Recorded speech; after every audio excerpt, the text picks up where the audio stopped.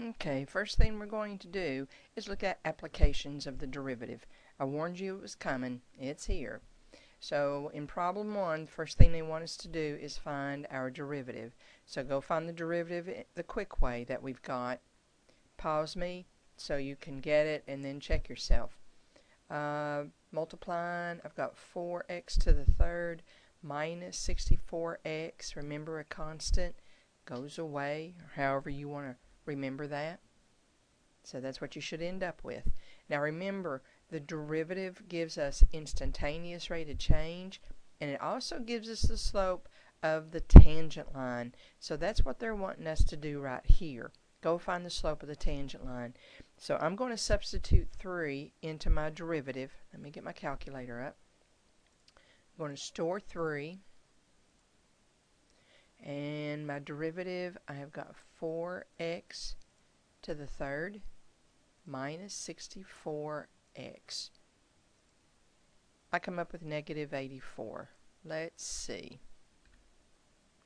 So remember, this is functional notation, and I'm just trying to reiterate here that in order for you to find the slope of the tangent line, you put whatever x value is given, and they have to give you an x value, into your derivative, and either by calculator, which I think is faster than doing it by hand, or do it both ways. It's up to you.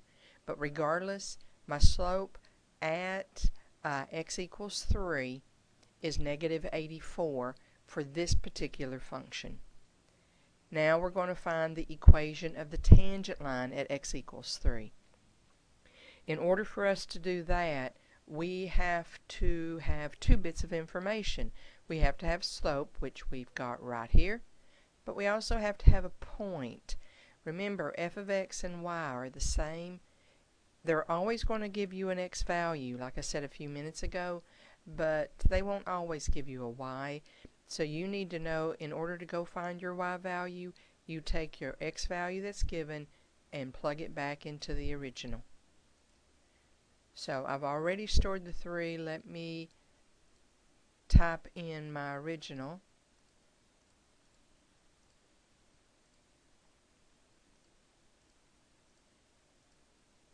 So my point should be a negative 197. So let's see what I've got right here. So the point is 3. Here I'm telling you that you've got to go and take 3 back to the original. So here's my coordinate point. Here's my slope. And now I'm going to put it in y minus y1. Slope, parentheses, x minus x1. So this should look familiar. I warned you that we were going to have this on a couple of tests. So I get rid of my negatives, so I distribute the negative through, and I could also distribute negative 84 through as I go. And if you do this via a calculator, remember, it's very easy. Now with fractions, it's a nice way to go. So negative 84 times negative 3, so I'm distributing here. And then hold on to that answer, because whatever the sign is here, you're going to do the opposite. So I'm going to subtract 197. And let's see, you can sort of see that I did end up with 55.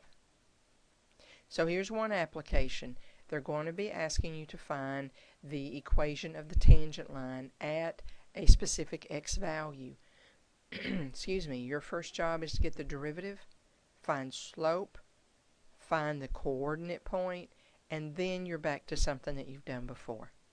So that's problem 1. Problem 2, let's see.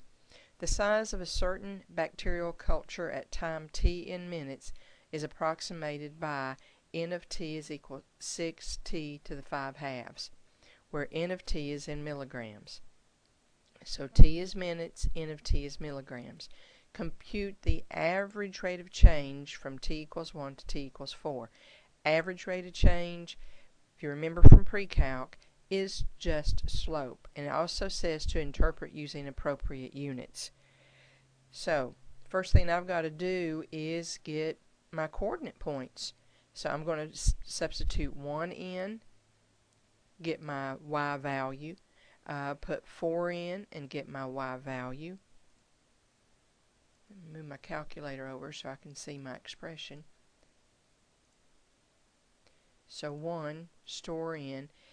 I'm going to put it in for x instead of me having to access t, because me putting in a different variable doesn't change the problem. 6x raised to the 5 divided by 2. You've got to have this exponent in parentheses. If you have the new operating system, when you hit your caret symbol, it automatically goes up there. So it depends on how old your calculator is. But the new operating system is very nice. So we'll go find out what this point is. Okay, so I've got the point 1, 6. Let me store in 4. I'm going to go recall my expression. So I've got the point 1, 6 and 4, 192. 1, 6, 4, 192. Now we have to find the average rate of change, which is our slope. So it's however you want to put it, but average rate of change, my difference of my y's over difference of my x's. So there's my y's over x's. I get 62. Now it says to interpret using appropriate units.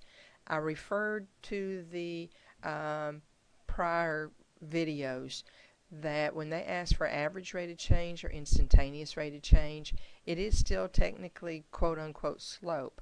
My y values here are milligrams. My x values here are minutes. So I've got milligrams over minutes. So this thing is growing. The bacterial culture is growing at a rate, average rate of change of 62 milligrams per minute from 1 to 4 minutes. So when I ask for an interpretation, that's what I'm looking for. You know it's 62. The only thing you have to do is know what is your y's and what are your x's. Okay? Now they want us to compute n prime of 4. So they're asking for instantaneous. This is average. From 1 minute to 4 minutes, on average, it's increasing by 62 milligrams per minute. But in prime of 4, I want to see how it is changing at 4 minutes. Right then, how is it changing? So go find your derivative. And that would be 6 times 5 halves, 15t to the 3 halves.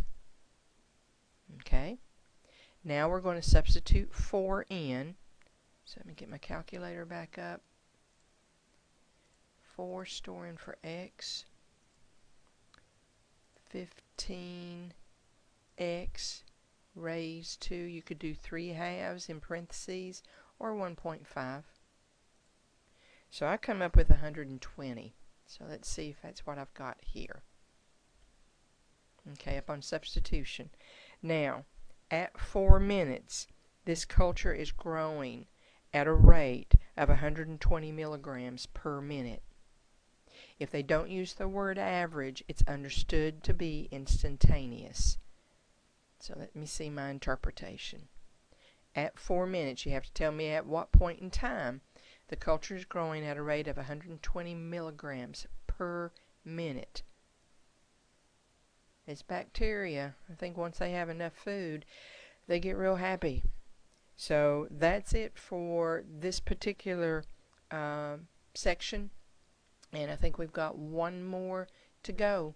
So you need to try some of the homework that go with this with respect to the applications of the derivative. Thank you.